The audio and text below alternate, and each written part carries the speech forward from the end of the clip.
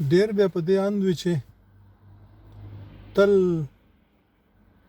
انتظار وباسي چې څوک د دوی سره مرسته وکړي،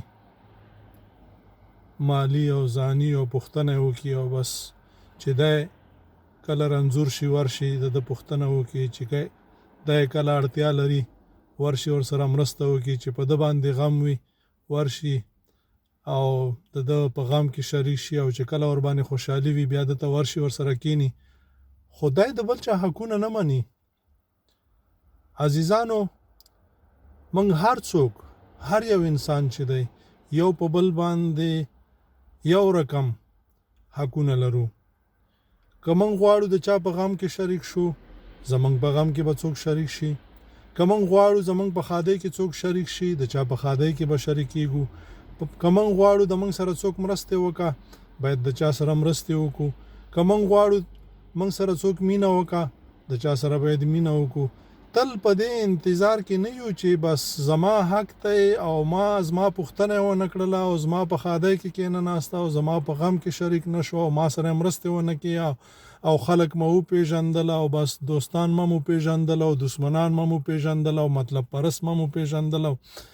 نو دا چې دی یو داسې فکر دی چې بیا مخکې نه ځي، بیا به همداسې پروت وي لکه هغه د څه ورته زموږ د خیر غوښتلو والا چې د خدای په نامې څوک ورته شی ورکا. زه خو په چا حق لرم، لیکن په ما باندې هم څوک حق لري. آیا زه غواړم چې زما حقونه خلک پوره کړي؟ زم باید د خلکو حقونه پوره کړم. هیڅ وخت نه.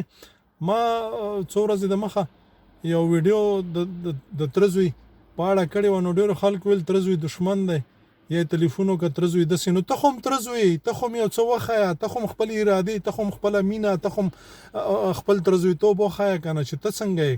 که ته مازې هغه ترزوی ته منتظر یې چې ترزوی، نو ته چې دومره مینه نه لرې، ته چې ترزوی ته یو ښه فکر نه لرې، ته چې د ترزوی نه ځان نه قربانوې، ته چې ترزوی ته لاس نه ورکوې، ته چې ترزوی خپله مینه، خپل ځان، خپله ډوکه، خپله وینه نه شمېرې، نو خو ته په غلط فکر یې. نو هغه به څه فکر تا ته وکړه. نو موږ راځئ چې د ځان نه پیل کړو، د ځان نه پیل وکړو، د ځان نه موږ تاسې وویو چې د دې ټول څومره چې د مور او پلار نه ونیسه همداسې ورپسې ځه، د ده په ما حق دی، زه باید دا حق پوره کړم. کله چې موږ د نورو حقونه پوره کړو، تاسې باور وکړئ څاروي، حیوانات، ژوي چې کله ژوي سره مینه کوي د هغه حق پوره کوي، هغه سره کینې، هغه باندې لاس وای. ژوی هغه ژوي چې هغه درنده دي، هغه د تا نه ځان قرباني. نو انسان خو دا سره موږ نه منو چې انسان به داسې وکړه. خادو آبادو سے السلام علیکم ورحمۃ اللہ.